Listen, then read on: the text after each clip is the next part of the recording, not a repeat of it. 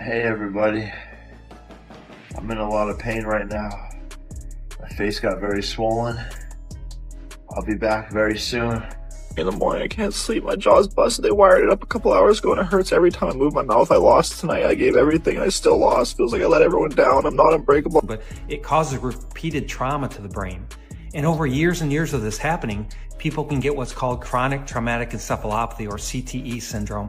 And it's almost like a disease because with repeated trauma to the brain, and that can lead to memory problems, mood swings, even trouble with movements, and eventually people can develop dementia like Alzheimer's disease. And Jake Paul got knocked out by Anthony Joshua this past Friday night. And so I want to break this down from a medical perspective. I'm a neurosurgeon with over 25 years of experience. And so, you know, what happens is when you get hit in the head with that kind of force, like in boxing, our brain actually moves inside our skull and it can bump into the skull, which is a firm structure, and cause bruising in the brain. Jake Paul's dream run in boxing came crashing down in the most unforgiving way imaginable, blooded, broken, and exposed, while Gervonta Davis watched with a grin from ringside. The real surprise isn't that Anthony Joshua stopped him. It's how quickly everything unraveled and how this single night could permanently change Jake's path in boxing. This wasn't a routine defeat. It was a brutal shutdown in front of the world. By the time Jake hit the mat for the fourth time and failed to answer the count, the fight was officially over. But that was only the beginning of the fallout.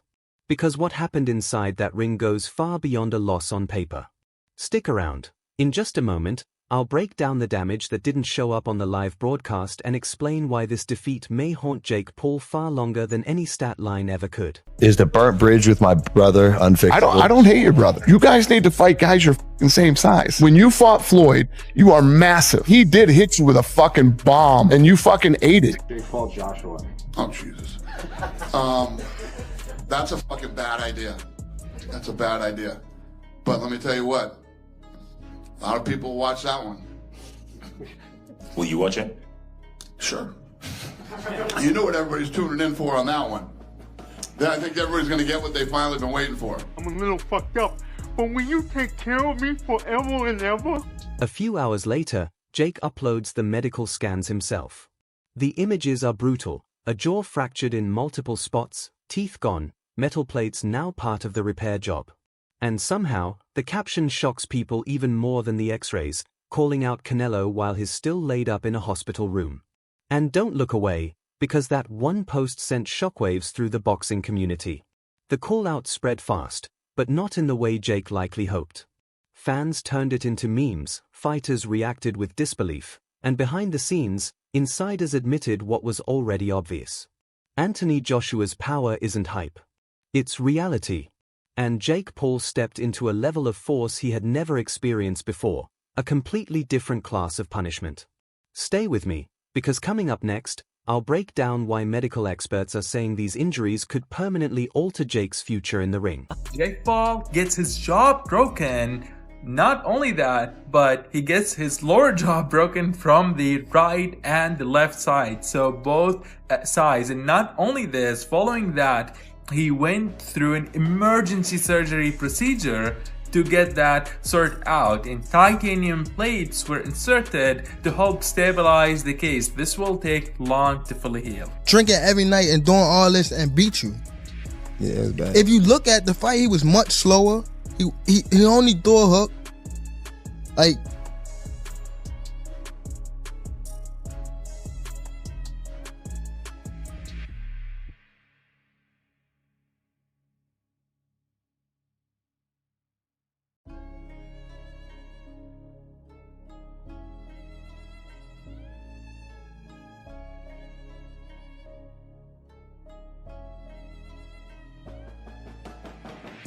he was going like tie him down and catch him with a good shot and shit like that.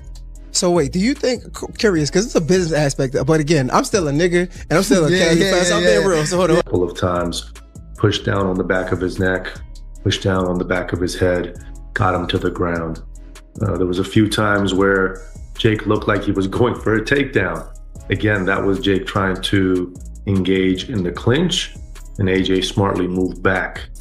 In one instance, I think it was the 5th round, Jake engaged for a clinch, AJ moved back and started punching. To Anthony Joshua, sleeping Jake, and breaking his jaw in 2 different places, along with breaking his teeth. Gervonta joined the fun with the rest of the boxing community by throwing a meme on Jake Paul. That was his reaction, as you guys see above. Jake Paul was knocked out in round 6 and suffered 2 fractures to his left jaw. Here's the moment that did it. Chin served on a platter for that right hand right there. And look at Jake Paul's face. There's no way I can share the actual injury here. It's a bit too gruesome as the camera was put inside Jake's mouth and his teeth were actually not in a straight line. They were separated from the others as the jaw deviated. Question is though, what kind of recovery process Jake would be down on Jake's back. So all of those things kind of deteriorated or emptied Jake's gas tank a lot earlier than I think he expected it to. But overall, I thought he deployed his game plan well for the first 5 rounds and actually had some success.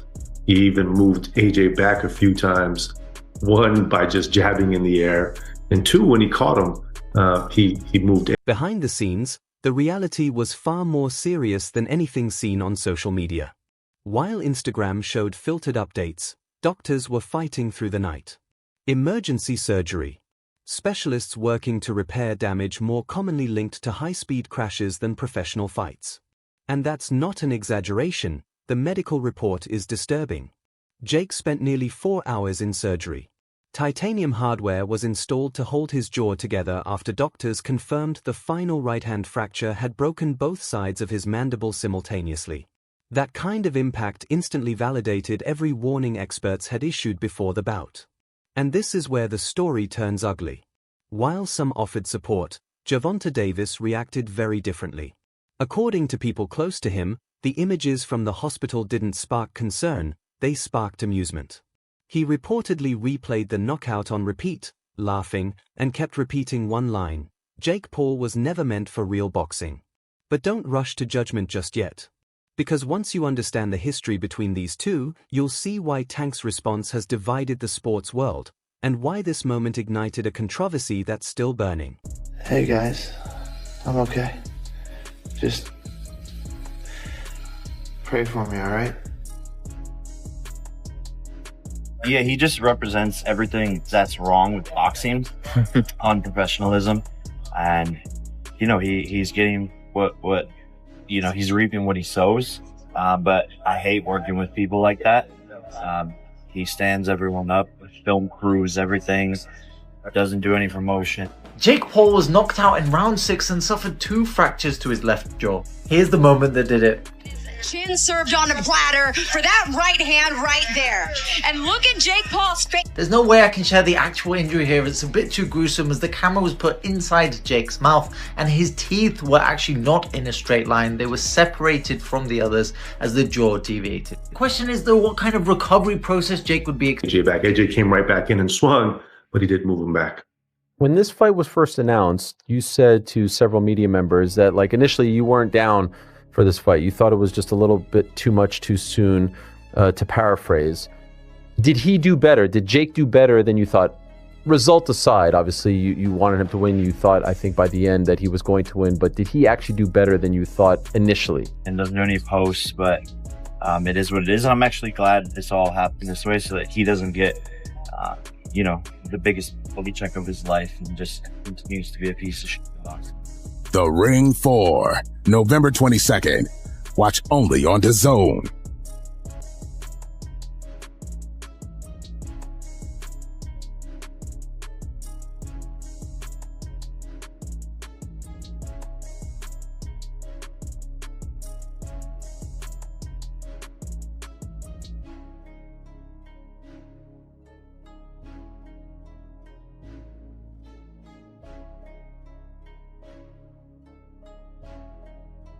Yeah, there's a lot of punching down, practicing, hitting below my knees, and a lot of speed. He warming up. We're now. sparring. That's what we need. We're sparring. Warm up. Some I know 8-year-olds. I got the 8-year-olds in there. If I find out anything, I'm gonna beat your ass and I'm gonna beat Jadon Love ass. On my mama, I'm gonna beat both of y'all ass.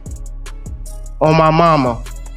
And he laughing. He know. This feud didn't begin with Anthony Joshua. It started months earlier, when Jake set his sights on Gervonta "Tank" Davis. He called him out publicly, questioned his discipline, and mocked him across interviews and social media. A fight was even being discussed for Miami, and that's where everything fell apart. And that collapse explains what you're seeing now. When legal problems shut the matchup down, Jake didn't let it go. He escalated the insults, blasting Tank online, attacking his reputation, and using language that crossed personal lines. From that moment on, a score was set, one Tank never forgot. So when Joshua delivered exactly what critics warned would happen, Tank didn't view it as misfortune. He viewed it as confirmation. Memes flooded timelines. Private messages surfaced. Boxing fans split into camps, arguing whether Tank's reaction was heartless or fully earned. And the debate refuses to die for one reason: both sides have a case. Some believe mocking a fighter with a shattered jaw and missing teeth crosses a moral boundary. Others argue Jake built his rise on disrespect and bravado, and eventually met the consequences. And if you think that's where it ends, think again. Doctors say injuries like this are no quick fix. Fractures on both sides of the jaw typically require 6 to 8 months before any physical contact is even considered, and in some cases, recovery stretches closer to a full year. Dental reconstruction, implants, bone grafts, the process is long, painful, and uncertain. This is where Jake Paul's career reaches a turning point. For the first time, his confidence wavered. He admitted heavier opponents were a mistake. He acknowledged the need to face smaller fighters. He openly talked about stepping back. And those admissions landed harder than any punch, because they didn't signal physical damage. They signaled a shift in mindset.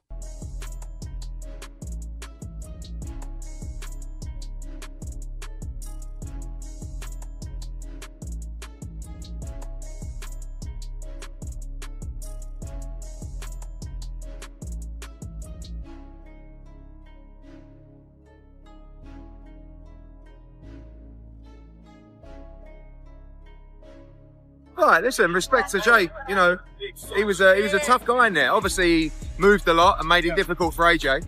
And AJ's been out of the ring for a while. He's a bit rusty. It took him time to just get hold of him, but I was impressed with Jake. And listen, as I said to Nikisa, at the end of the day, he took shots that a lot of people would have got knocked out clean out by, especially at the end, you know. So, Was it frustrating for you to watch? No, I mean, maybe, like, obviously, when someone's moving like that, like, respect to Jake Paul that we took a few rounds to get going because Jake was moving a lot and holding a lot, and you know it was difficult to nail him clean. I think, but eventually AJ took his time, cut him off, and smashed him about. And listen, respect to Jake Paul because that last shot, I know he shattered his jaw, but it would have knocked most heavyweights out. So I've got to give him credit. I was going to say, in the end, are you pleased with that? Because obviously everyone was saying... We'll argue that. He at least won 3. No one expected him to last that long. Rolled his ankle, broke his jaw, still fucking fighting, man. Like, that's toughness. You know, most people wouldn't have the balls ever to step in a boxing ring in their life. He stepped in a boxing ring with one of the baddest men on the planet. Who's 40 pounds heavier than him and 6 inches taller. That's insane. He's one of the most skilled fighters on the planet, my brother. Even Anthony Joshua gave credit afterward, admitting that Jake proved far tougher than anyone expected and absorbed punches that would have dropped seasoned heavyweights. Strangely, that praise made the defeat hurt even more. Courage alone doesn't change the outcome. Now the sport is left asking one big question: is this where Jake Paul's run at top-level boxing finally stops, or does it spark a comeback story that pulls him back into serious risk once he's healthy again? Stick around, because the answer may already be taking shape. Tank Davis remains on top, still dominating headlines, and his name continues to be linked to Jake's downfall. The scrapped matchup feels more important than ever, because if Jake returns, that looming threat hasn't gone anywhere. For now, the internet keeps joking, arguments keep flaring up, and one image refuses to fade: Jake Paul confident before the bell, then defeated after it all fell apart. One contrast that says everything without a word. This wasn't just another loss. It was a reality check for every influencer who believes self-belief can outweigh real consequences. As Jake heals out of the spotlight and Tank jokes in front of it, boxing does what it has always done best: it reminds everyone that no matter who you are, the sport eventually answers back. and when they're rugby tackling you, but he had to do what he had to do to survive, and he did that. So you know, it's very difficult to go in like, you know, out of the ring for 14 months and just be razor sharp with a guy running. And so yeah, probably 2 or 3 rounds more than expected.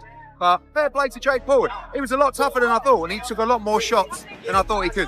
What did AJ tell you inside the ring about the fight? Wicked fight. Respect to Jake Paul for taking the fight. Took a heavy shot, but you know what? What a fantastic fight he put on. But big well done to AJ. We knew from day one AJ was going to do it, but the better fighter was going to win.